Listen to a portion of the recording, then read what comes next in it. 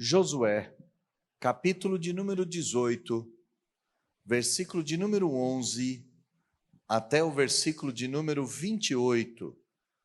Josué 18, do 11 ao 28. Acharam? Está escrito assim na santa palavra do Senhor. Saiu a sorte da tribo dos filhos de Benjamim, segundo as suas famílias, e o território da sua sorte caiu entre os filhos de Judá e os filhos de José.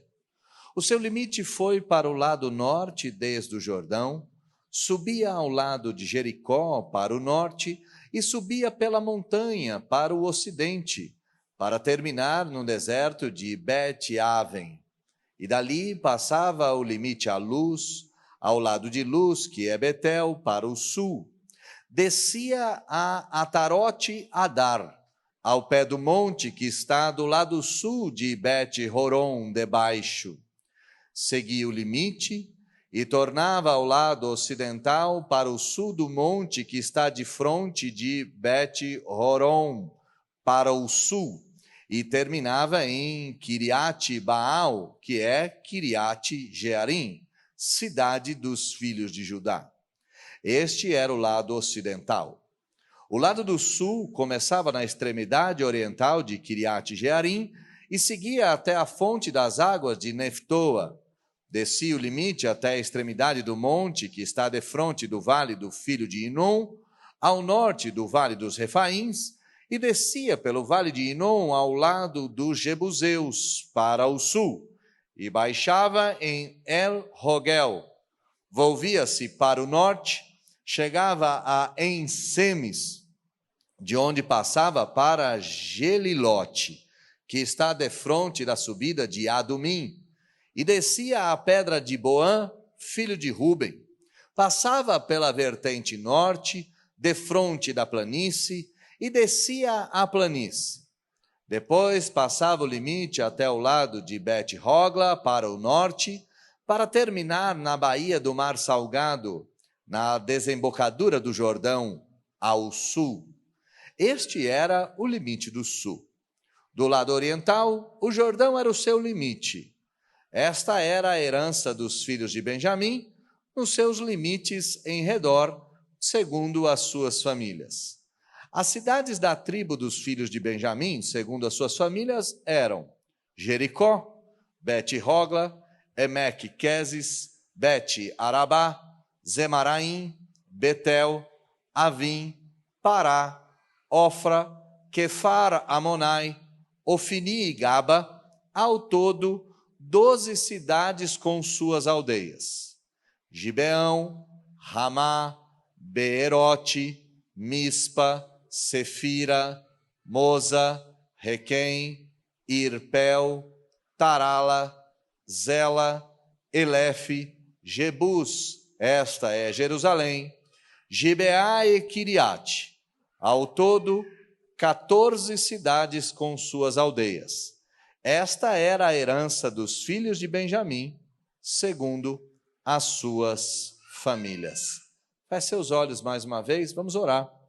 Vamos pedir ao Senhor que nos abençoe, ouvindo a sua voz, num texto tão difícil como este. Oremos. Deus, estamos diante da sua santa palavra e diante da sua santa palavra. Somos todos incompetentes, todos incapazes. Não temos condição alguma de adentrarmos os mistérios da sua santa lei. Não temos condição alguma para entendermos a sua palavra, seja esta a mais clara possível, ou seja esta a mais difícil já encontrada. Ante a sua palavra, todos nós clamamos por ajuda. E nós estamos fazendo isso mais uma vez. Pedimos que o Senhor nos abençoe, que o Senhor nos ajude, que o Senhor derrame a sua graça sobre todos nós, a fim de que nós, o teu povo, venhamos a experimentar as bênçãos do Senhor por meio do texto sagrado. Fale conosco, para que nós compreendamos as belezas, as riquezas, as delícias da sua santa palavra. É isso que nós te pedimos, orando em nome de Jesus. Amém. Você já viu uma bênção se transformar numa maldição? Alguém que recebeu uma dádiva, alguém que recebeu algo único, mas por falta de condições, de zelo, por falta de entendimento, por falta de coragem, este algo se transformar numa terrível maldição? Te darei alguns exemplos. Imagina aquela pessoa que nasceu linda e maravilhosa, seja este homem ou mulher, linda, cuja beleza impacta aonde passa. Se essa beleza não for utilizada de maneira correta, certamente esta pessoa utilizará o seu corpo, o seu rosto, os seus traços perfeitos para o bel prazer. Isso também pode acontecer com a inteligência. Aquela pessoa que é de uma inteligência ímpar, que é de uma inteligência fora da curva, mas por falta de zelo, por falta de coragem, por falta de determinação, de espiritualidade, a única coisa que esta pessoa faz é usar a sua inteligência para o mal ou justificar isto ou aquilo por meio da sua inteligência. Nós poderíamos dar inúmeros exemplos. Aquela pessoa que nasceu com uma herança impossível de ser gasta e mesmo assim, por falta de zelo, por falta de responsabilidade, por falta de coragem, perder todo o dinheiro herdado. Isso acontece. E nesse texto em específico, nós veremos uma bênção maravilhosa, indizível, inigualável, ter sido transformada numa maldição. Mas para a alegria, não apenas nossa, mas também daqueles cuja bênção virou maldição, nós também veremos a única forma de redenção daquele que desperdiçou a sua bênção, a sua dádiva, o seu presente incalculável. Para você ter um tema diante dos seus olhos, pense que Cristo é o único, de fato, redentor. Cristo é o único que, de fato, pode redimir. Cristo é o único que é capaz de dar a redenção. A história que nós acabamos de ler, ela é seguinte à reunião do povo de Deus, onde fora decidido a divisão da terra. No domingo passado, nós vimos que o povo de Deus se reuniu ao redor da palavra do Senhor, buscando a presença do Senhor, e a partir dessa busca do Senhor, se deu os desdobramentos da divisão da terra. 7 tribos ainda não haviam conquistado a sua terra, e então essas 7 tribos agora precisam tomar herança. E mais uma vez, essa herança começa pela sorte que é derramada sobre uma determinada tribo. Olha comigo o versículo de número 11. Saiu a sorte da tribo dos filhos de Benjamim.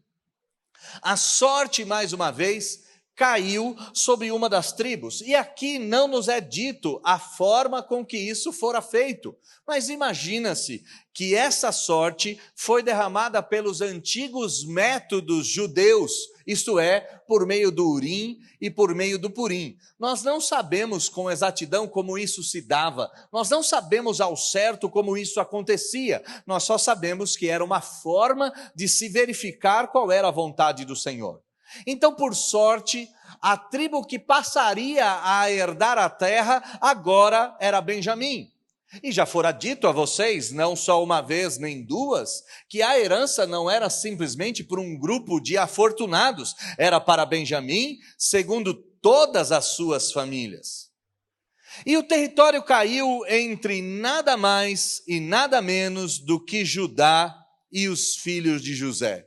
Isso vai ser de extrema importância, porque Benjamim era irmão de José conforme o nascimento. José era filho de Jacó com Raquel. Benjamim era o filho mais novo de Jacó, irmão de José. Esse parentesco estará presente nesta divisão das terras. E Benjamim não ficou somente perto de Efraim e Manassés, os filhos de José, mas ficou na divisa norte de Judá.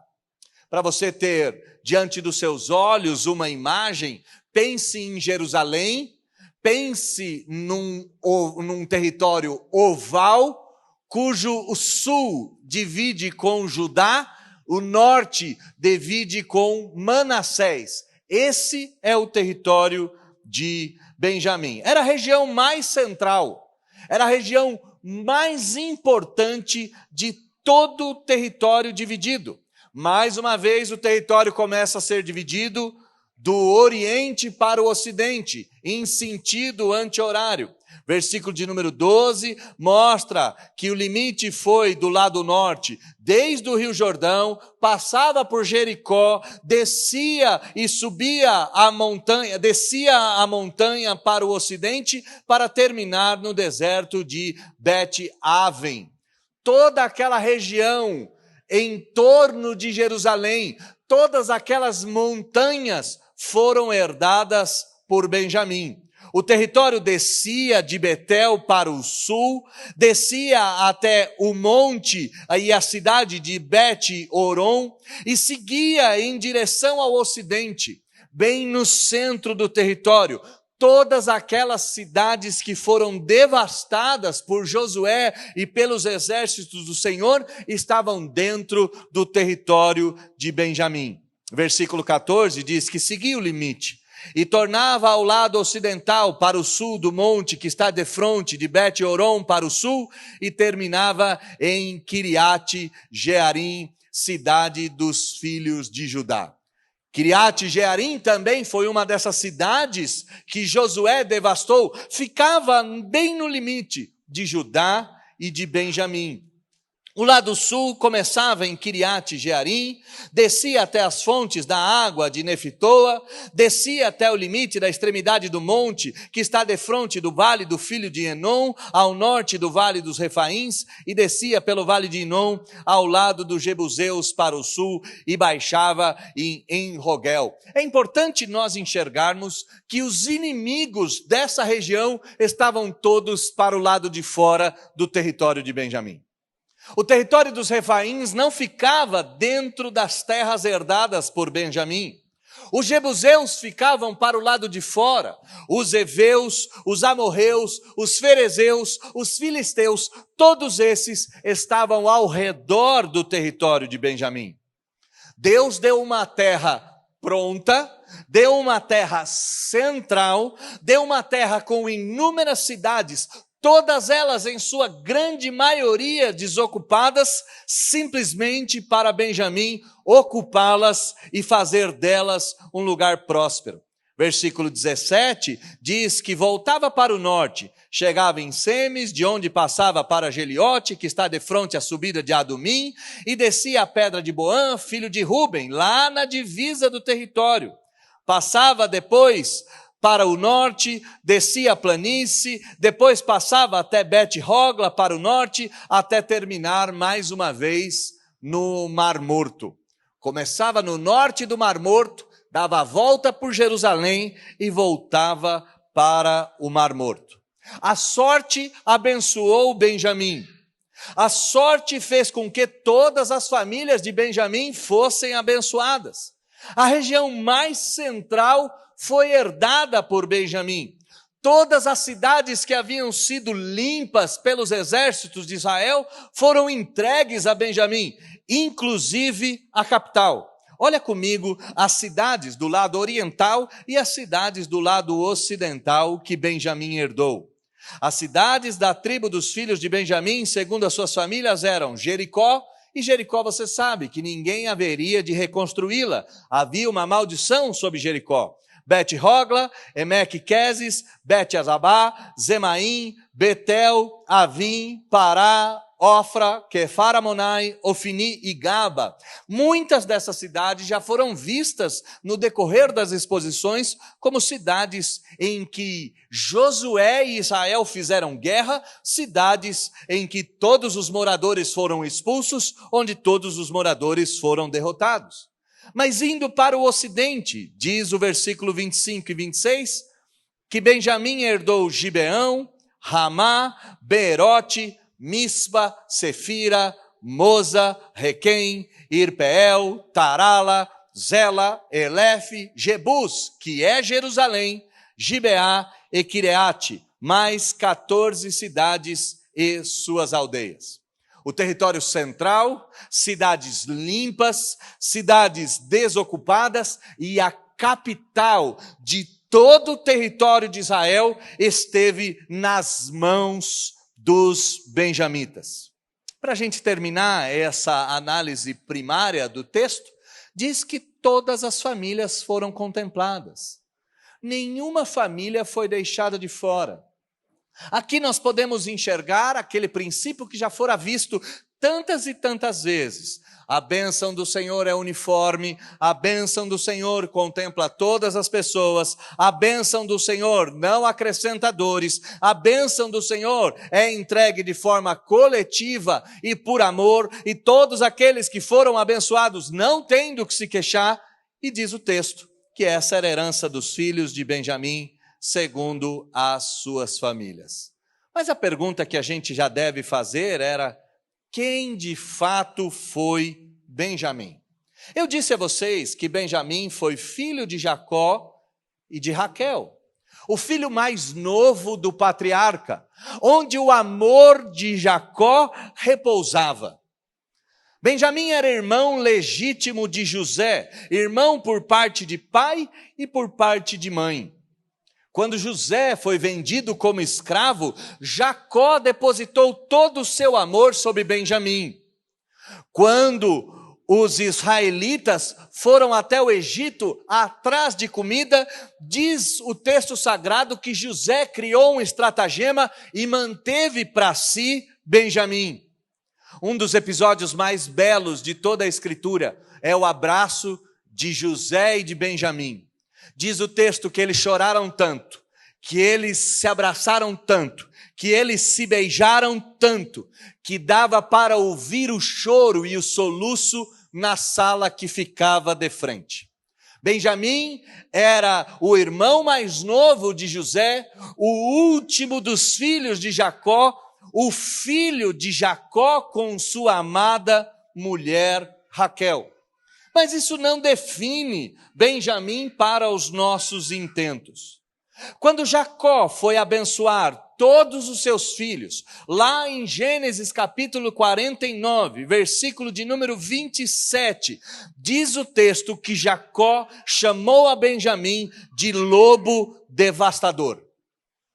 Benjamim recebe um título diferente de todos os seus irmãos. Jacó, com a mão sobre a cabeça de Benjamim, diz: pela manhã comerá a presa e à tarde repartirá o despojo.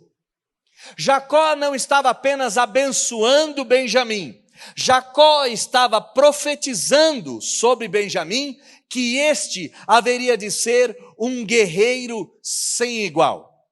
A tribo de Benjamim era uma das tribos mais ousadas, uma das tribos mais fortes, uma das tribos mais poderosas, uma das tribos mais corajosas entre todas as tribos de Israel. O texto sagrado, lá em Gênesis 49, 27, nos aponta para essa característica destrutiva de Benjamim. E aqui se explica, em primeiro lugar, por que Benjamim recebe a área central de Israel. Era necessário não só proteger todo o território ao redor, mas era necessário que esta tribo defendesse a capital. Jerusalém fica dentro do território de Benjamim. Jerusalém fica nas portas de Benjamim. Benjamim era a tribo mais guerreira, era a tribo mais poderosa, era a tribo mais corajosa, e coube a ela proteger a cidade santa, proteger a sagrada capital, proteger a cidade cujo Deus havia se afeiçoado, a cidade que Deus tinha chamado de menina dos seus olhos. E o fato de Benjamim ser guerreiro também explica por que Benjamim recebeu as cidades desocupadas. Benjamim não tinha que gastar tempo expulsando os inimigos. Pode parecer até um contrassenso. A tribo que era mais poderosa, a tribo que era invencível, a tribo que era indestrutível, ser retirada da guerra. Mas Deus, em sua santa sabedoria, não estava retirando Benjamim da guerra, estava transformando Benjamim numa tropa de elite. Benjamim era alguma coisa parecido com o BOPE ou com a Rota. Não era necessário fazer outra coisa a não ser aguardar para o dia em que eles seriam acionados para vencerem a batalha ou para ajudarem os seus irmãos. Deus deu o território central, porque Benjamim tinha que chegar em todos os cantos do território de Israel rapidamente. Deus deu a capital para a tropa de elite, porque essa cidade deveria ser protegida. E Deus deu cidades desocupadas, porque os benjamitas não poderiam se ocupar com outra coisa a não ser com a guerra. Dos benjamitas vieram pelo menos 4 grandes personagens bíblicos. O primeiro foi Eude, e Eude foi um grande guerreiro que libertou Israel das garras dos moabitas. É interessante isso. A trajetória de Benjamim sempre foi uma trajetória de guerra. Benjamim não só ajudou Josué a conquistar a terra prometida, mas diz a Bíblia que no livro de Juízes, que é a continuidade do texto de Josué, Eude, um grande guerreiro benjamita, enfim, libertou Israel das garras dos moabitas. E talvez aqui se explique o porquê de Saul ter sido escolhido o primeiro rei de Israel. Saul era o maior entre todos os seus irmãos. Era um homem experimentado na guerra. Era um homem capaz de combater dias e dias sem se cansar. Qual era a tribo que Saul pertencia? Saul era benjamita. A tribo de Benjamim era a tribo de guerreiros. A tribo de Benjamim era a tribo de homens invencíveis. Era a tribo de homens corajosos.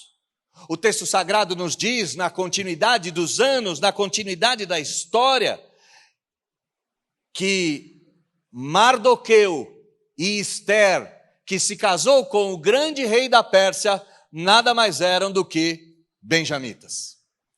Homens e mulheres vindos de uma tribo de guerreiros. Homens e mulheres vindos de uma tribo que eram capaz de vencer batalhas. De uma tribo que era capaz de proteger os seus irmãos. Haviam protegido contra os moabitas. Havia protegido contra os filisteus, no caso do rei Saul. E havia protegido contra todos os inimigos do povo de Deus, no caso de Mardoqueu e de Ester. Mas há um outro benjamita que é famosíssimo em toda a Escritura, e talvez você tenha se esquecido dele. O apóstolo Paulo era benjamita. Aqui nós já sabemos que Benjamim tinha essa característica que também fora vista no apóstolo Paulo. O apóstolo Paulo, andando por entre as regiões da Judéia, de Samaria, até fora do território de Israel, nos diz a Escritura que ele ia como uma besta fera a fim de aprisionar os cristãos e levá-los para o fundo do cativeiro. Benjamitas tinham essa característica guerreira. Então nós já sabemos quem foram os benjamitas. Por que Benjamim foi o primeiro entre todas as outras? Ora, aqui nós temos que reconhecer de maneira muito clara a sabedoria do Senhor Deus. A distribuição da terra, que acontece por sorte, não estava relacionada simplesmente a um evento no aqui e no agora. Deus não estava olhando simplesmente para os benjamitas, mas Deus estava olhando para todos os desdobramentos que haveriam de ocorrer no tempo e no espaço.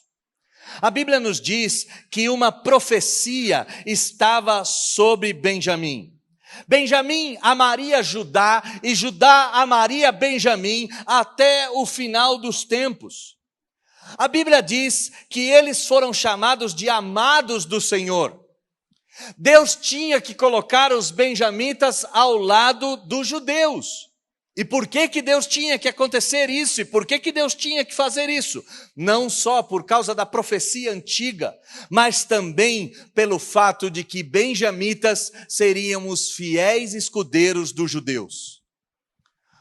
No ano 900, sob o reinado de Salomão, os impostos se tornaram impossíveis de serem pagos. Após a morte de Salomão, os filhos de Salomão vão disputar o trono. O reino de Israel será dividido em duas partes. 10 tribos ao norte farão de Samaria a sua capital. Criarão um outro templo. Implantarão um outro sacerdócio e um outro culto. Quem ficará ao lado dos judeus? Diz a história, Benjamim. Deus não poderia somente proteger a capital, Deus não poderia simplesmente proteger as outras tribos, Deus tinha que fazer dos benjamitas os fiéis escudeiros dos judeus. Benjamim é o primeiro, porque Deus intencionava uni-lo de acordo com a profecia com os descendentes de Judá. Então aqui nós temos uma segunda característica de Benjamim. Benjamim não era apenas um homem de guerra. Benjamim era um povo leal e fiel ao Senhor. Era um povo obstinado em amar a Judá, em amar os judeus e em amar os israelitas. Os benjamitas eram guerreiros, os benjamitas eram fiéis e leais servos do Senhor. Mas há um terceiro aspecto. Há um terceiro ponto. A sabedoria de Deus tinha posto Benjamim no centro de toda a história, porque os benjamitas poderiam transformar a sua grande bênção em maldição. O povo que tinha todo o poder de guerra, o povo que tinha toda a vitória nas mãos, o povo que era obstinado, o povo que não arredava o pé, o povo que venceu Moabe, o povo que conquistou a terra prometida, o povo que conquistou os filisteus no reinado de Saul, o povo que fez o apóstolo Paulo, poderia facilmente transformar a sua bênção em maldição. E se esse povo se levantasse contra os demais, ter um território totalmente cercado faria com que o povo voltasse atrás. E foi exatamente isso que aconteceu no livro de Juízes. O lado negro de Benjamim vai aparecer. Sua natureza guerreira vai vir à tona. E ao invés de lutarem pelo seu país, diz o texto sagrado em Juízes, do capítulo 19 até o capítulo de número 21, que eles se voltam contra os seus compatriotas. Uma guerra civil ainda no livro de Juízes é anunciada. Uma guerra civil começa e o executor da guerra civil é exatamente os benjamitas. Seu poder, sua glória, sua obstinação, sua fama os levou à cegueira. Cometeram pecado e o pecado foi tão grave, que todas as demais tribos exigiram reparação. A guerra civil foi causada por causa do abuso e da morte de uma concubina de um levita.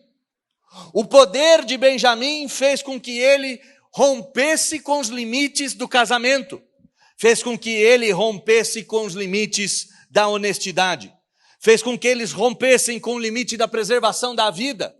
E então as 11 tribos se levantam contra a tribo de Benjamim. Benjamim foi quase que esmagado. Benjamim foi quase que devastado. Mas mesmo assim, não entregou os culpados. Diz o texto do final do capítulo de número 21 de Juízes, que depois de Benjamim estar muito debilitado, depois de Benjamim estar quase totalmente derrotado, Benjamim se rende e resolve recomeçar a sua jornada. Quando a gente olha para esse texto, a gente precisa, em primeiro lugar, olhar para Benjamim.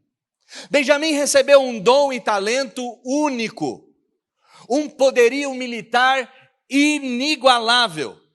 Eram fiéis escudeiros de Deus e guerreiros do Altíssimo. Contudo, a sua bênção se transformou em maldição. Quando nós olhamos para os benjamitas, nós precisamos olhar para a nossa própria vida, para a nossa própria realidade. Muitos de nós são detentores de bênçãos as quais nós não conquistamos, bênçãos aos quais nós não merecemos. Quantos talentos nós temos dentro dessa igreja?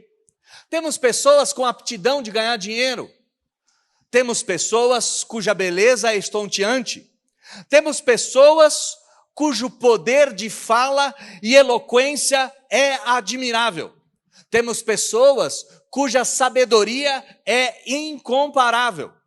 Temos pessoas que receberam quase que uma família perfeita, cujos filhos são uma bênção e uma dádiva do Senhor. A minha pergunta é: o que você fez para conquistar tais coisas? O que você fez para nascer bonito? O que você fez para ter dom de ganhar dinheiro? O que você fez para ter tanta inteligência? O que você fez para ter uma família quase que perfeita? O que você fez para receber todas essas coisas?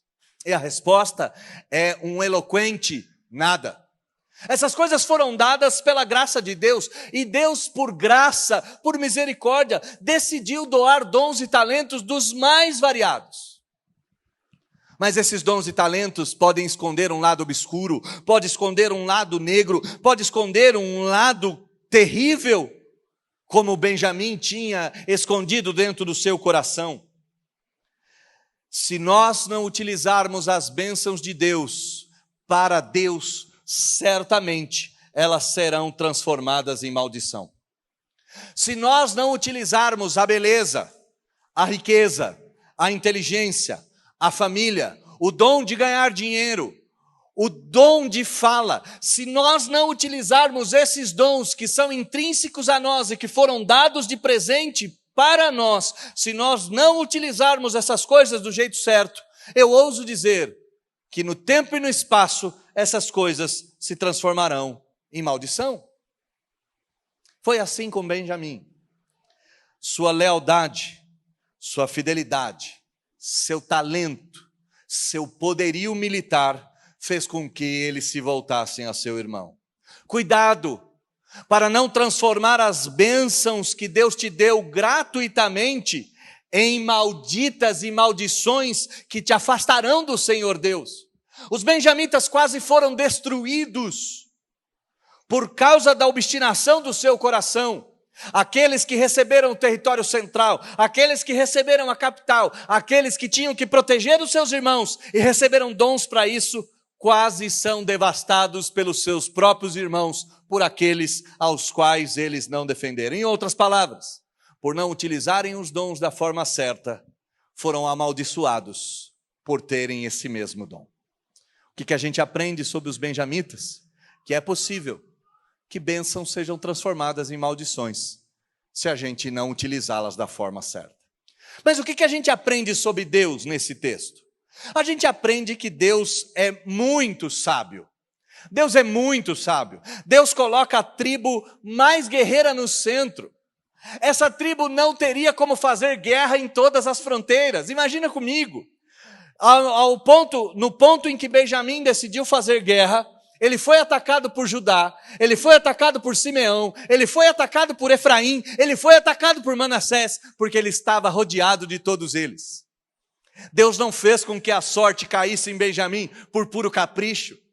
Deus estava antevendo, com sua onisciência, que Benjamim precisaria ser detido num futuro próximo, e esse futuro não durou 150 anos. Em menos de 150 anos, Benjamim precisou ser detido. Quando a gente olha para esse texto e enxergando toda a divisão das terras, enxergando tudo que Deus fez, nós enxergamos a sabedoria de Deus em preservar todo Israel. Uma guerra civil teria destruído todas as tribos, uma guerra civil teria devastado, uma guerra civil teria destruído Judá. E se Judá tivesse sido destruído, o herdeiro não haveria de nascer, o descendente da mulher não viria ao mundo. A sabedoria de Deus é inigualável. Um povo guerreiro tinha que herdar a terra limpa. Um povo guerreiro tinha que trabalhar simplesmente para proteção, mas essa proteção poderia virar uma maldição, e por isso eles estavam cercados dos seus próprios irmãos. O que a gente aprende sobre Deus, não só que Deus é sábio no que Ele está fazendo, mas que Deus é fiel e fidelíssimo em cumprir as suas palavras. A história nos mostra que Benjamim foi o fiel escudeiro de Judá. A história nos mostra que Benjamim foi a tribo mais guerreira e mais aguerrida de todas elas. E isso se deve em uma profecia e uma bênção declarada por Jacó ao seu filho Benjamim. O Senhor Deus havia prometido há centenas de anos antes, quase 500 anos antes deste episódio, o Senhor havia prometido que Benjamim protegeria os seus irmãos, que Benjamim seria um lobo voraz e que Benjamim seria amado do Senhor, porque Benjamim amaria Judá até o fim. O Senhor não é só sábio, o Senhor é zeloso em cumprir cada uma das suas promessas. O Senhor é fiel e fidelíssimo. A fidelidade do Senhor se comprova em cada uma dessas linhas desse texto. Cada um desses limites mostrava a sabedoria e a fidelidade do Senhor andando juntas.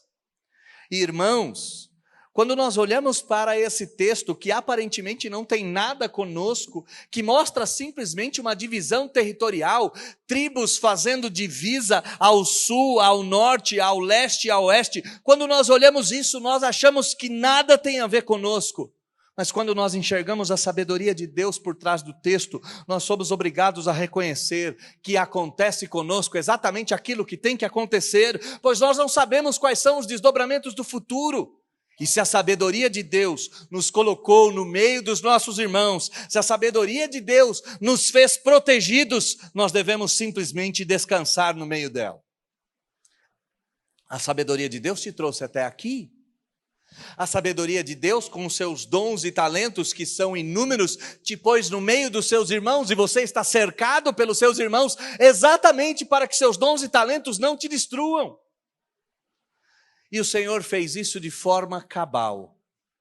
Se nós olharmos para a nossa realidade e percebermos que na igreja a gente se afeiçoou com A, se afeiçoou com B, se afeiçoou com C, essas coisas são exatamente o cumprimento das promessas de Deus para a nossa vida. O que a gente aprende com Deus? Que a sabedoria dele, que fez com que Benjamim estivesse no centro, é a mesma sabedoria que nos trouxe até aqui. Os desdobramentos da história, onde Deus cumpre as suas promessas, são os mesmos que nos trouxeram até aqui. O que a gente aprende sobre nós, olhando para esse texto de Benjamim? Nós aprendemos que Deus nos colocou no meio de um povo. Deus não nos fez uma ilha, Deus nos fez um continente. Deus nos colocou cercados de pessoas das mais variadas. E essas pessoas estão ao nosso redor por dois motivos: para serem protegidas por nós ou cuidadas por nós, seja o talento o qual a gente tiver, mas essas pessoas também servem de barreira e de proteção. Eu digo muitas vezes, e já repeti isso, que ninguém pode sair de uma igreja por causa de relacionamentos com os irmãos, porque são exatamente esses relacionamentos que nos moldam. A gente deve sair de igreja por causa de teologia, a gente não pode sair de igreja porque alguém está pisando no nosso pé. A gente aprende que Deus colocou limites em nós. A gente aprende que Deus colocou barreiras em nós. A gente aprende que a gente faz parte de um povo, e não adianta se rebelar contra esse povo, porque a gente foi chamado para edificar esse povo, e ser edificado também por esse povo. O apóstolo Paulo, que também era benjamita, disse que o grande objetivo de Deus nos congregar é fazer com que a gente se edifique uns aos outros. Estar fora da igreja é exatamente se rebelar contra o projeto de Deus, é romper com as proteções que Deus deu, é romper com aquilo que Deus tem feito conosco.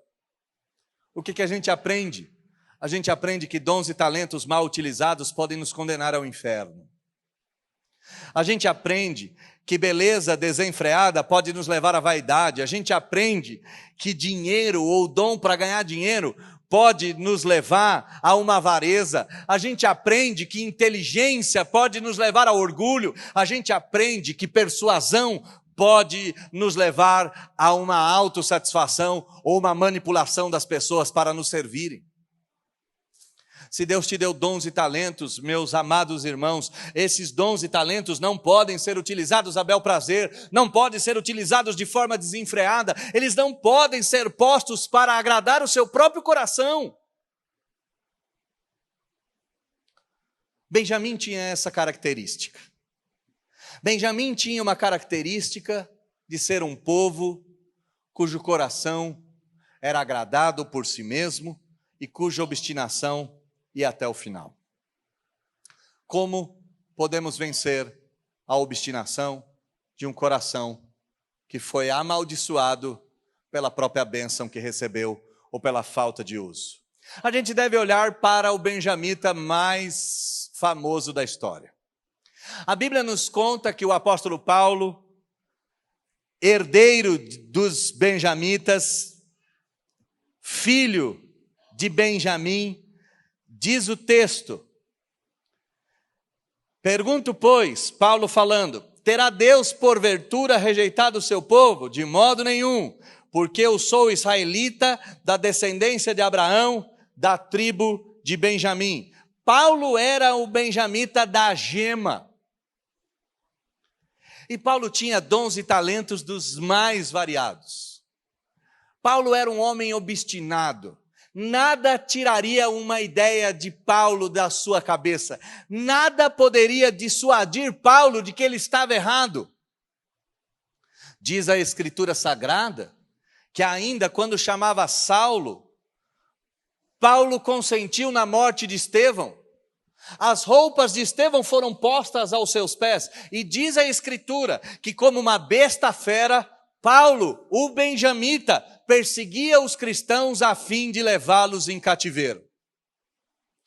Mas conta-nos o texto em Atos dos Apóstolos, capítulo de número 9, que todo esse ímpeto de sangue, de morte, todo esse ímpeto de dons e talentos, toda essa fidelidade e esse amor que Paulo tinha por Deus e pelos judeus, será vencido pelo verdadeiro redentor dos benjamitas. Diz a Escritura que Paulo recebeu cartas da sinagoga a fim de prender e levar, a fim de matar e prender todos os judeus que ele encontrasse pelo caminho.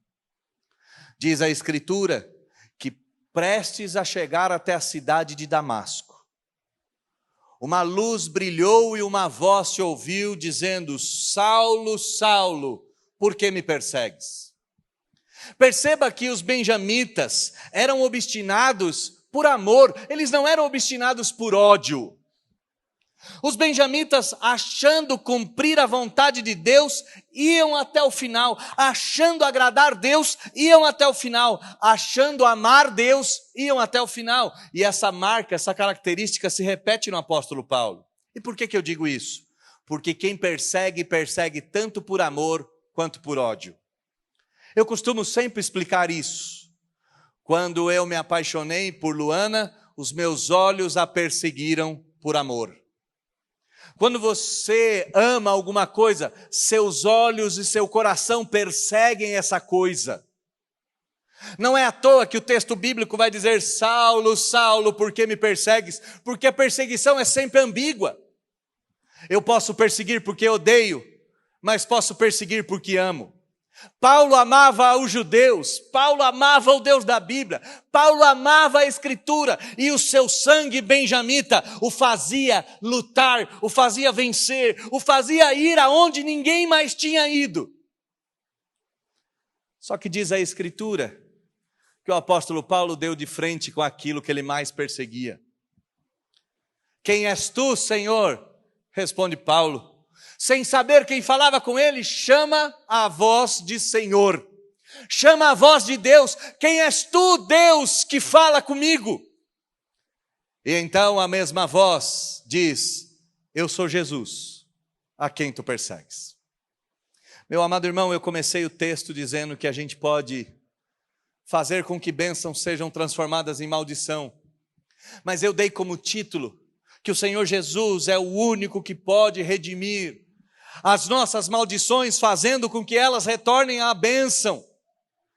E aquela obstinação de Benjamim, contida no sangue de Paulo, foi completamente destruída naquela estrada a caminho de Damasco. Somente o Senhor Jesus é capaz de mudar a maldição daqueles que desperdiçaram a bênção. Somente o Senhor Jesus é capaz de modificar a história. Somente o Senhor Jesus é capaz de tirar a pecha de causadores da guerra civil que repousou sobre a tribo de Benjamim para o maior evangelista de todos os tempos, o maior missionário de toda a igreja, ou o homem que foi capaz de dizer: sede meus imitadores, como eu sou de Cristo. A gente aprende que bênçãos podem se transformar em maldições. A gente aprende que Deus faz um círculo de proteção para nos evitar, para nos proteger disso, de nós mesmos. E a gente aprende que somente Jesus Cristo pode aliviar a maldição, pode refazer a maldição e pode nos transformar mais uma vez em benditos do Senhor. Somente o Senhor Jesus pode fazer com que eu e você cumpramos o nosso propósito. Somente o Senhor Jesus pode fazer dos benjamitas obstinados evangelistas, obstinados missionários. Somente o Senhor Jesus pode fazer de um assassino de crentes, talvez, o maior evangelista de todos os tempos. Se você é um daqueles cuja bênção se transformou em maldição, eu tenho que te dizer que Jesus Cristo é a solução para que seus dons e talentos voltem a ser utilizados para a glória de Deus. Eu tenho que dizer que Jesus Cristo é o redentor da sua vida, que Jesus Cristo é o modificador da sua história. Eu tenho que dizer que Deus, que te trouxe até aqui, que te fez estar entre os seus irmãos, é o Deus que diz que Jesus Cristo está pronto para perdoar os teus pecados, para realinhar os seus dons e talentos e te fazer próspero e frutífero no reino de Deus e nas coisas concernentes ao Senhor. Eu gostaria de te convidar a orar, gostaria de te convidar a fechar os seus olhos, baixar a sua fronte e junto comigo falarmos com Deus, buscando Jesus, o eficaz e verdadeiro Redentor das nossas vidas. Oremos. Deus, nós acabamos de ver a história de uma dádiva sem igual que foi derramada aos benjamitas. O território central, a capital, cidades vazias, cidades prontas, cidades muradas.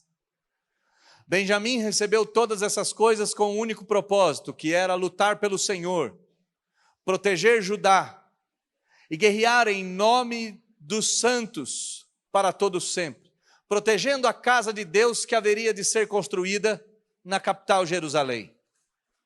Contudo, os benjamitas utilizaram a bênção para o seu próprio propósito e caíram no engodo de fazer dela o objetivo da sua vida e se perderam completamente.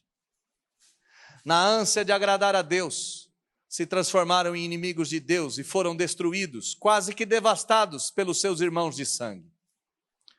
Conta-nos a Bíblia que no Novo Testamento um outro benjamita se levanta.